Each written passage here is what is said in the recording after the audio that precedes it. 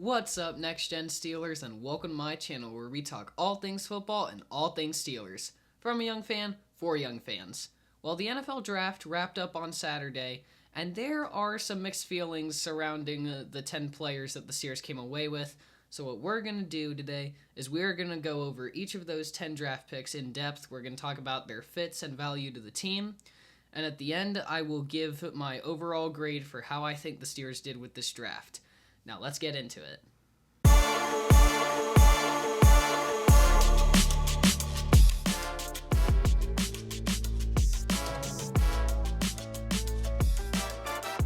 Alright, let's kick things off with our first round selection. And I gotta admit to you guys, I was pretty disappointed with the whole Mekhi Lemon thing. We were watching the draft as a family in our living room, and I kept telling them, he's not going to make it past this pick. He's not going to make it past this pick. And he kept falling, and he kept falling. And I was sure the Cowboys weren't going to take him. And then... Oh, where are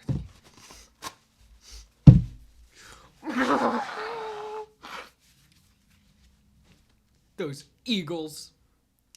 But the Steelers still walked away with a quality player. His name is Max Ianokor, and he is a monstrous human being. He's massive. He is pretty raw as an offensive tackle, but he picked up right tackle pretty quickly for a guy who's relatively new to football. So the Steelers could definitely sit him behind Dylan Cook for a season to let him learn left tackle a little bit better, or maybe not even for the whole season, maybe just for a few games. But this kid is a very good project who could definitely develop into a very solid player on that offensive line. Now, in the second round, the Steelers definitely learned their lesson with Mekhi Lemon. They did not wait around for the receiver that they liked. They traded up 6 picks for Jeremy Bernard. I really like that pick, and I think that we could actually get the better value out of him than what the Eagles got for Lemon. Here's why. Number 1. Jeremy Bernard has solid size. He's 6'1", 204 pounds, and while his speed isn't great, he does make a lot of plays after the catch. 2, his route running is very clean, very crisp. 3, he catches everything. Last season with Alabama, he had 102 targets. 1 drop. So he has incredibly reliable hands. He's great on third down. 4, he finds the soft spot in zone coverage, and that's why he just seemed to be always open. 5 is that he's incredibly versatile. You can play him inside or outside. He can run the ball. He is a very good football player. And his attitude is a lot better than Mekhi Lemon. Lemon, according to a lot of people, totally bombed his offseason interviews, and there have been some reported character issues there. Bernard is very different. He was a leader in Alabama's team. The coaching staff trusted him. From what I know, he's a very humble guy. He's also not afraid to do the dirty work on offense. He loves blocking. He is a very good football player. And I think that maybe the Steelers losing Mekhi Lemon could have been a blessing in disguise. We'll see as the season plays out, but I think the Steelers got a very solid WR3 with Jeremy Bernard, who has the potential to develop into something a lot better.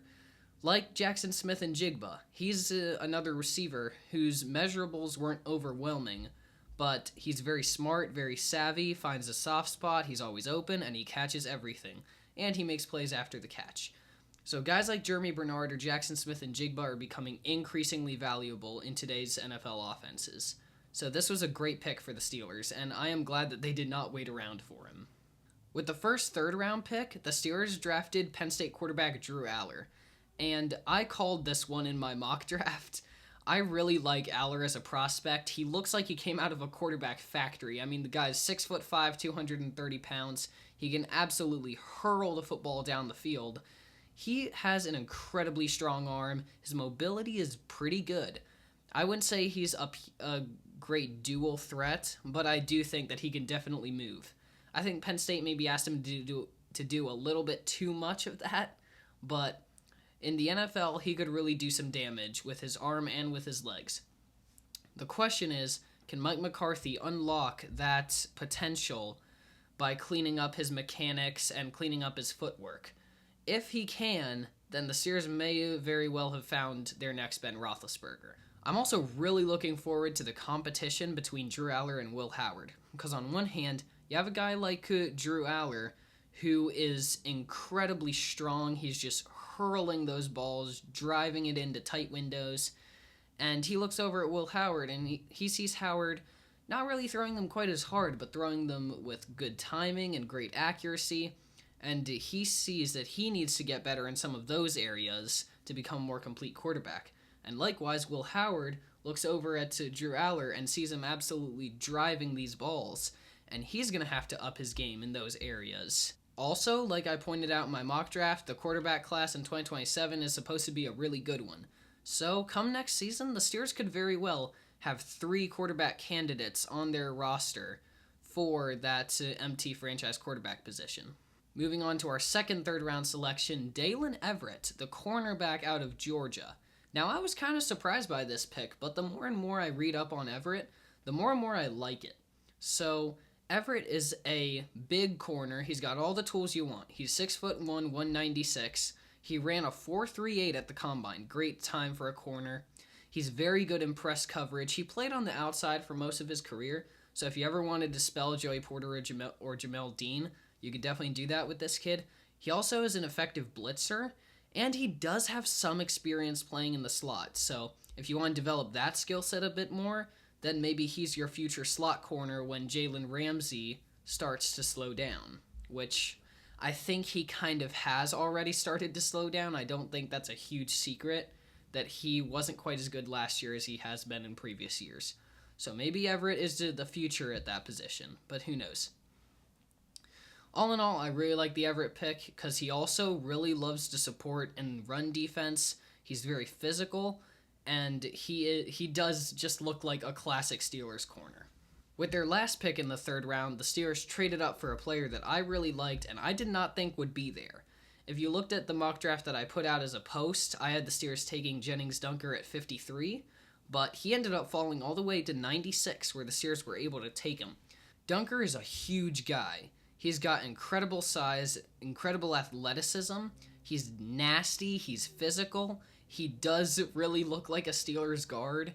He's incredible in run support.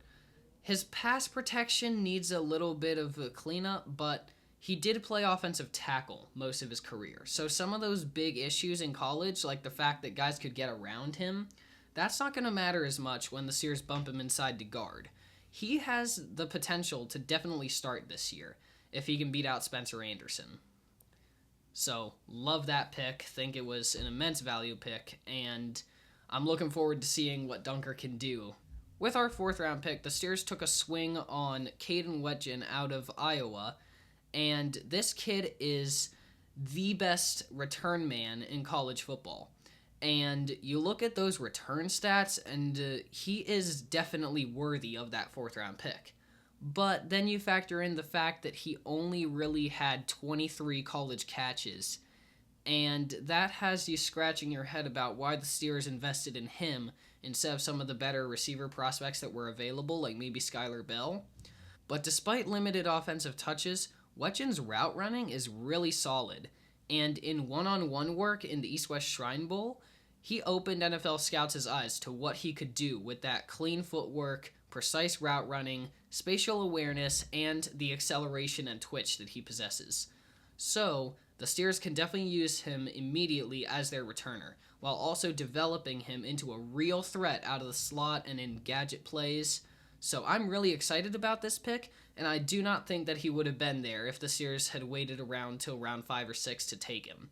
Because the way that blue chip guys were flying off the board, like receivers that maybe lacked some of the technical refinement or experience, but had an incredible trait like maybe size or speed, they were flying off the board. And especially guys that could contribute on special teams. So I think the Steelers made the right move there with Caden Wetjen. With our fifth round pick, the Steelers took a tight end who can also play fullback or really kind of do whatever you want. He's kind of like a Swiss Army knife of a player because he can move across the line of scrimmage, block, catch short passes. He's not the smoothest mover as a route runner, but he is incredibly physical after the catch. He was a friendly target for Fernando Mendoza, and I think that the Steelers can do a lot with him. He's pretty fast for that big 250-pound frame he carries. So I would really love to see him out on the field, and I really like the pick. The question is, how is he going to get on the field? Because remember, Mike McCarthy runs 11 personnel, so that means 3 receivers, 1 running back, and 1 tight end. And the Steelers have 2 tight ends, Pat Freiermuth and Darnell Washington, both of them worthy of significant offensive touches. How are you going to get Riley Nowakowski in there on that mix? So it's going to be interesting to see how that plays out. Maybe Mike McCarthy will shift to some more 12 and 13, like one of the bigger league trends. But maybe he won't, and we'll just see Nowakowski mostly in there as a fullback or something like that. I think he can also contribute on special teams, but regardless, I think the Steelers got a good player here. With our 6th round selection at 210 overall, the Steelers took a large unknown. I say large because the guy is large. His name is Gabe Rubio. He's 6'5", 321 pounds. So the Steelers just got a whole lot bigger up front. The thing is, I did talk about how the Steelers needed a nose tackle. I wouldn't say that Rubio is that. I do think that he can develop into a pretty good interior D lineman, but I also think that despite him being pretty hard to move, I think he would look better as like a defensive end or like the position that Cam Hayward is currently playing, because he has the size to make offensive linemen pay. But I don't think he really has the width or the girth to play nose tackle.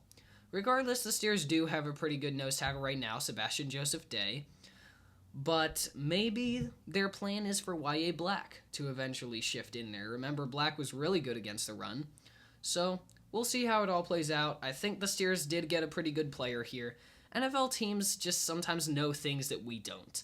So just because Rubio wasn't on everybody's big board doesn't mean that they didn't get a good player. So I'm intrigued by this selection, and I would love to see it play out.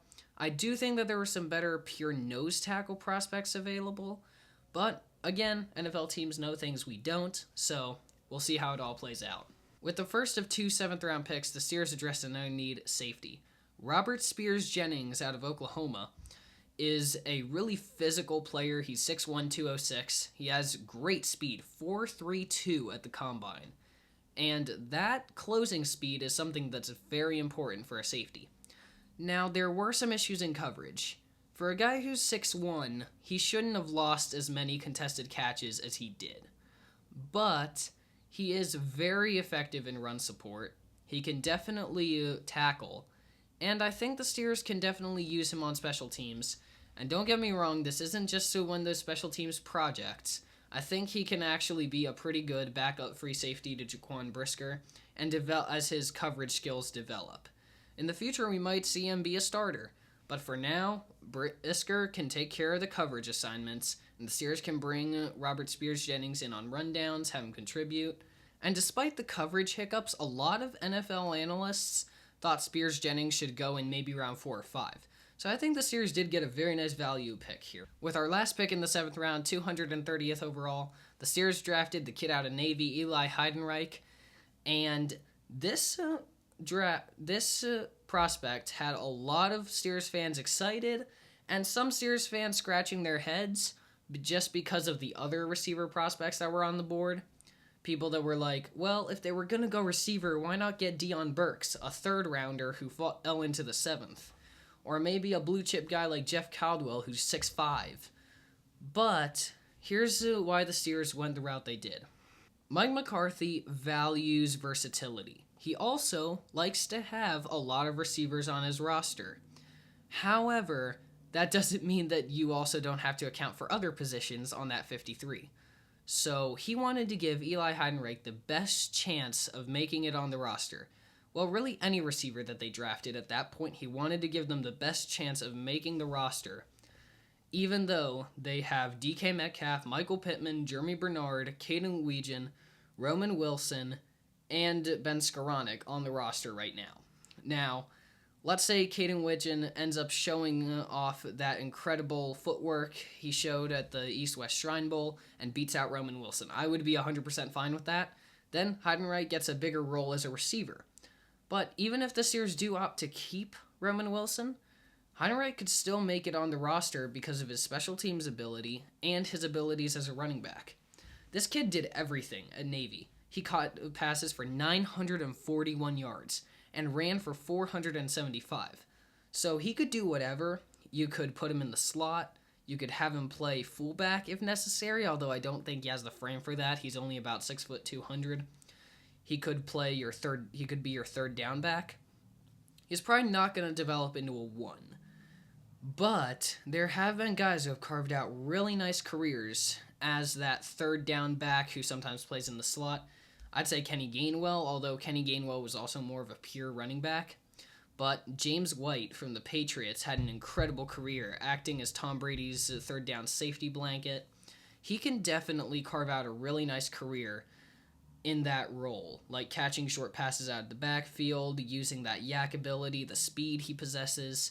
So I like this pick, and I do think that the Steelers can develop him into something like what James White was for the Patriots. Well, all in all, I think the Steelers did really good with this draft class. I give them an A-, only because of how poorly the Mekhi Lemon situation was handled. I mean, if Omar Khan really wanted him, why wasn't he okay with trading up one spot for him? And why would he get on the phone when they were still a pick away? I think the Steelers just kind of embarrassed themselves with that whole thing. And I still have my questions about Gabe Rubio, sure. But mostly with the Mekhi Lemon thing. Besides that, I think that the Steelers did really good. I'm really looking forward to seeing how this draft class plays out. I'm really looking forward to this season, actually, simply because this year's team is just so much better than last year's team. Positionally, names-wise, statistically, and coaching staff-wise. So I think that this is a really good draft class for the Steelers. Well, this draft process was really fun to cover. If you guys want me to make a video about something else during the off-season, let me know in the comments. I'm pretty much open to whatever Steelers related, because the off-season, there's not going to be as much for me to cover, obviously, since I'm not like a reporter in Pittsburgh who gets to go to training camp and OTAs and all that fun stuff. Yet. Just kidding. But if you guys want to know about anything else, let me know in the comments below and I'll make a video. Thanks for watching. Please remember to like, subscribe, and share. Here we go, Steelers, and I will see you next time.